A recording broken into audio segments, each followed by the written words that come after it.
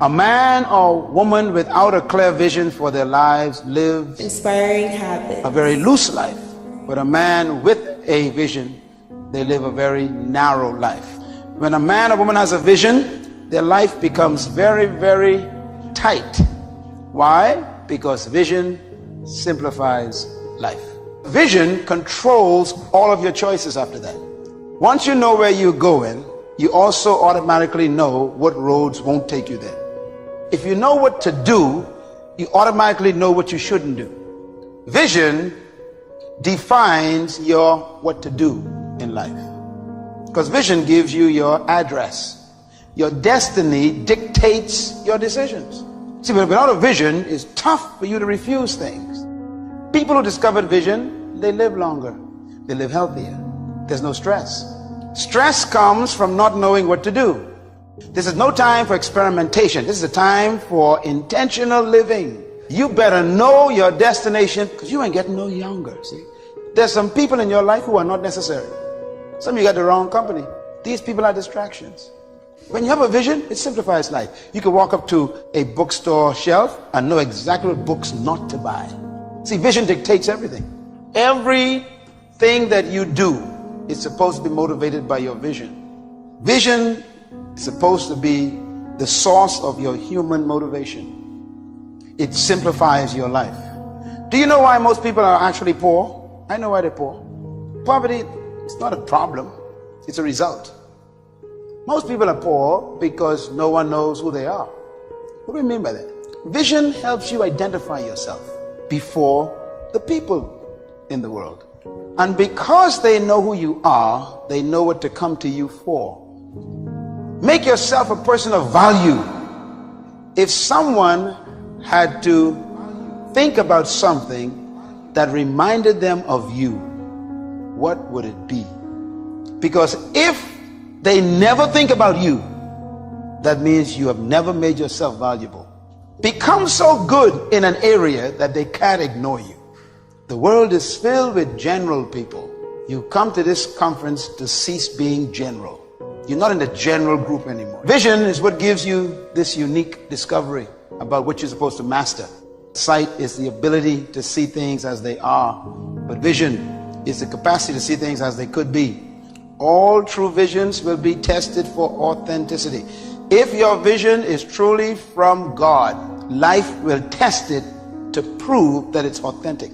So get used to the idea of challenges if your vision is real. If a vision is terminated by trials, it was probably not authentic. Vision dictates everything.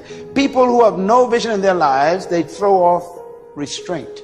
They throw off self-control. They have no idea. When you know what you were born to do, it dictates how you should behave and what kind of standards you should live by. You were born to find out what is right for you. When you find out what is right for you, then that's what's right for you. Everything else may be just good or wrong. So preoccupation with a good thing is no substitute for the right thing. Stay with what you're born to do. Whatever you're supposed to do is not supposed to be erased. That's why I am convinced you were not created just to make a living and pay bills. You were created to give life and make a difference with your gift somewhere. That's why you came to this place. All of this that I have is really because of the grace of God. Now, you got to have a tremendous work ethic to be successful in here. In other words, you got to have a lot of dog in you. It's going to be a lot of trying times. So you have to have a tremendous work ethic. But you got to have faith. Faith without works is dead. You hear it all the time. You go to church and you learn all these scriptures, but then you don't apply none of them to your life. I maxed out 3-4 scriptures to get here. I kid you not. See, these principles of success, they've taken all of these scriptures and they put them in books. Everything comes from the Bible. You really don't need self-help books. All of that information is in Proverbs. They just reworded it because people don't know how to read the Bible. I'm just giving you real talk now. I'm just trying to tell you how I got here. Your real life, the one God really got for you, is in your imagination. It is not in your current situation or your current paycheck. Your problem is you keep telling your imagination to the wrong people. See, if you want to kill a big dream, tell it to a small-minded person. It's dead. How many times, man, have you had a tremendous idea, something you thought was the one, and you went and told it to your loved ones and your so-called friends, and they shot it down? I mean, you was convinced that it was just, oh man, I just came to you. And you told it to them and they shot it down. And you thought since they was your loved ones and they friends and they got your best interests at heart, you believed them. You was wrong. You let them talk you out of what God got for you. Everything you have, everything we have in this world, somebody imagined it. Faith is the substance of things hoped for and the evidence of things not seen. I talk to so many people who get older and they've lost their faith. If you are sitting in here thinking that you're too old to listen to what Steve, hell, I'm 60. I'm 60 years old, but I still rely on my imagination. See, if you think you're too old to make it, let me give you a prime example. Colonel Sanders has been frying chicken his whole life. He was telling everybody he had the best chicken in the world. Ain't nobody believe him. They turned him down everywhere. Colonel Sanders didn't get a franchise till he was in his 60s. Kentucky Fried Chicken sell more chicken than anybody in the world today. So if you're sitting here thinking because you got a little gray on you, and you too late, as long as God waking you up in the morning, that's the sign that he ain't through with you. What I'm sharing with you is stuff that everybody can apply today. I'm just a real dude. I don't even have the education you all have. I flunked out of school. I was hoping I would get on TV. I wrote it on a piece of paper when I was 10, but when I wrote it on the paper, it wasn't factual. It was just hoping. You just got to start with the hope. Faith is the substance of things that you hope for. You just hope something jump. But if you take this scripture, faith is the substance of things hoped for and the evidence of things not seen. Because you're the only one can see it. Your imagination is actually God showing you a preview of a coming attraction that he has for you. The moment you don't believe in your imagination, you negate what he got for you. Some of y'all still sitting here with the ambition of opening a business one day, but you scared to go start the business because you got a job and you got bills. Rich people got bills. Everybody got bills. Hell, I got bills.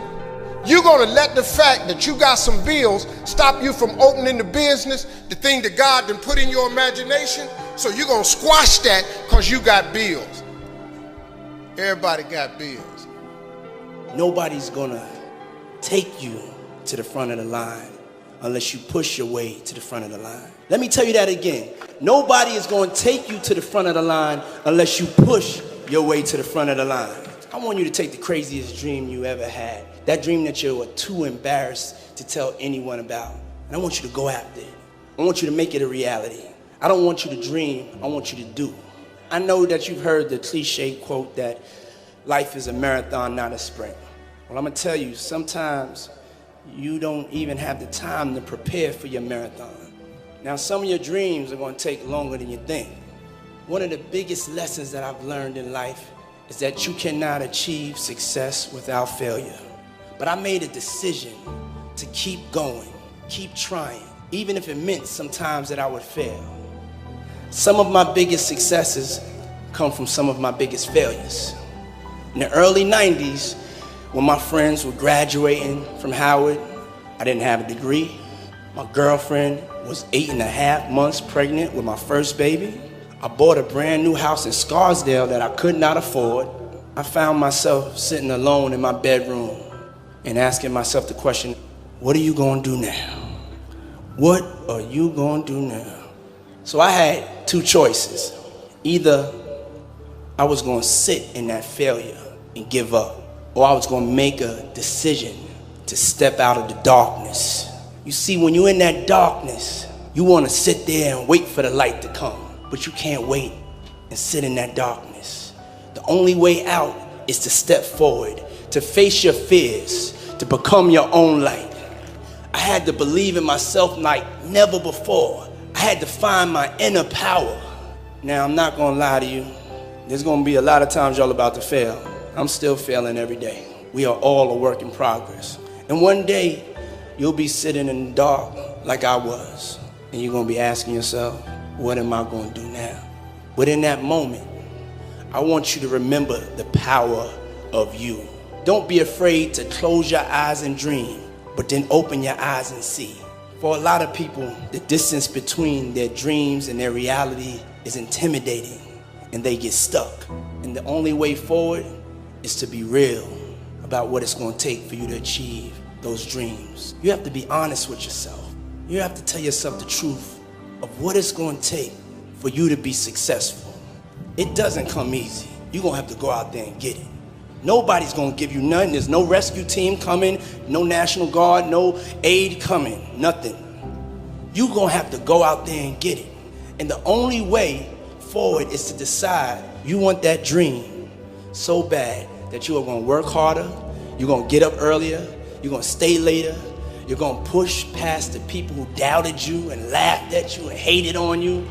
I want you to be fearless. I want you to be decisive. I want you to make a decision right now that when you fail and you fall to your knees, I want you to remember the power of you, and I want you to get back up on your feet. Make a decision today that when you're in the darkness, you'll remember the power of you. You are your own light. I want you to remember 3 things. Number 1, I want you to never be afraid to make a decision. Be decisive. Don't be afraid to fail. Be fearless. Number 2, I want you to remember the power of you. Number 3, and as you face these obstacles that I'm telling you about in your life, y'all know my motto: can't stop, won't stop. Tell me they can't do something. You're not supposed to tell people they can't. But I will tell you tonight that the most powerful motivational speeches that I have ever heard came from people who told me I couldn't do something. Because when they told me I couldn't do it, I was bound and determined to show them that I could. Tell me I can't do it. I will prove you wrong. I will show you that you're mistaken. You have chosen the wrong one to tell that they can't do something. Because I believe, and this is real important, I can't, will thwart you, will stop you, will slow you down, will turn you around and cause you to move backwards if you let it. But if you have the proper mindset, I can't, will do nothing but make you that more determined to get to your goal. People will tell you obsession is a bad thing. If you want to be great, not good, not second, not third, if you want to be great, the very best at what you do, obsession is a necessity. You must be. Ain't no 2 ways about it. Nobody got to be the best at anything. I don't care if you flip pancakes, if you're the very best at it, you are obsessed about it. And obsessed about it means you slept and you dreamed and you ate that. I will be the very best at what I do. I am determined to be the very best at what I am. Nobody can tell me that I can't do it because I am obsessed. That is one necessary key to unlock the power of I can't.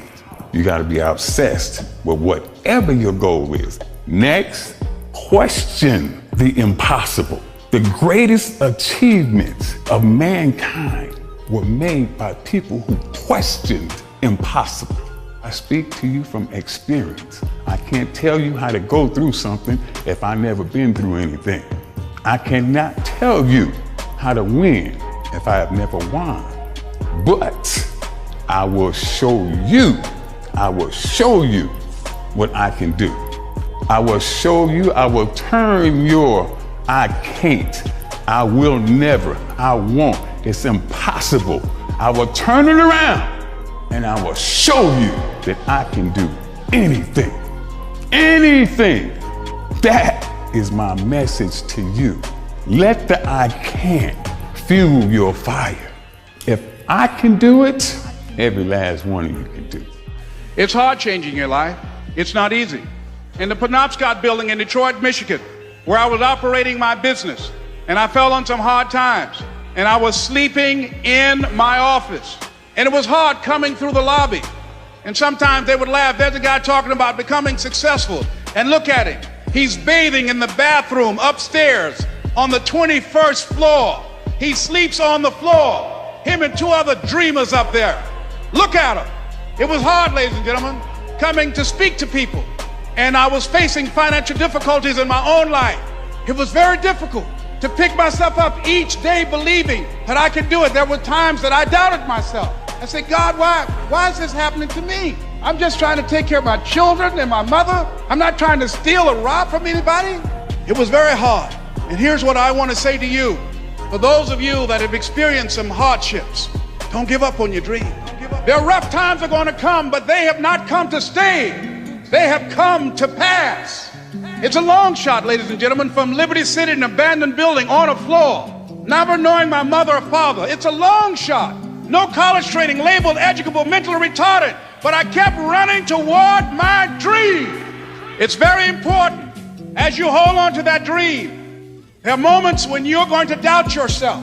What I'm doing now, I could have been doing years ago. But because I did not have a college education, because I didn't believe in myself, because I allowed other people's opinion of me to control my destiny, I didn't act on my ideas. Get the energy drainers out of your life. People who don't want anything, people who are not striving, people who are not challenging themselves, people who aren't growing, people who have stopped dreaming. It's necessary that you align yourself with people who are unstoppable and unreasonable, people who are refusing to leave life just as it is and who want more. Birds of a feather flock together. If you run around with losers, you will end up a loser. It's necessary that you get the losers out of your life if you want to live your dream.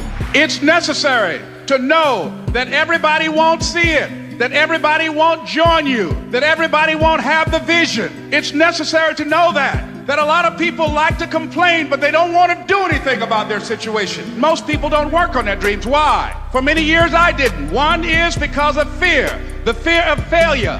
What if things don't work out? And the fear of success. What if they do and I can't handle it? You have to know within yourself that I can do this. Even if no one else sees it for me, I must see it for myself. Many times we can have a great idea, but if you're not advancing it in the right way and things don't happen, you become discouraged and think the idea doesn't work. No, that's not true. It's necessary that you be flexible, that you are always thinking of how can I improve this better, because you model integrity and determination and ambition and truth and honesty. No one can do it for you but you. And even though you face disappointments, even though you will experience some setbacks, it goes with the territory. You must understand that. I want you to know that you're blessed and highly favored, and that as you go toward the future, begin to know that you have greatness within you.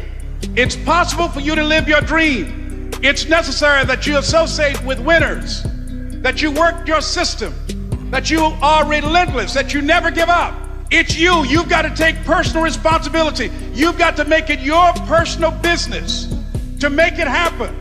And you've got to resolve within yourself that I can do this. Inspiring habits. I'm the one to make this happen. I'm the one to become successful in this business. As you work to help other people to become successful, that feeds your success. But you know it's going to be hard, but find out what will make it worth it for you.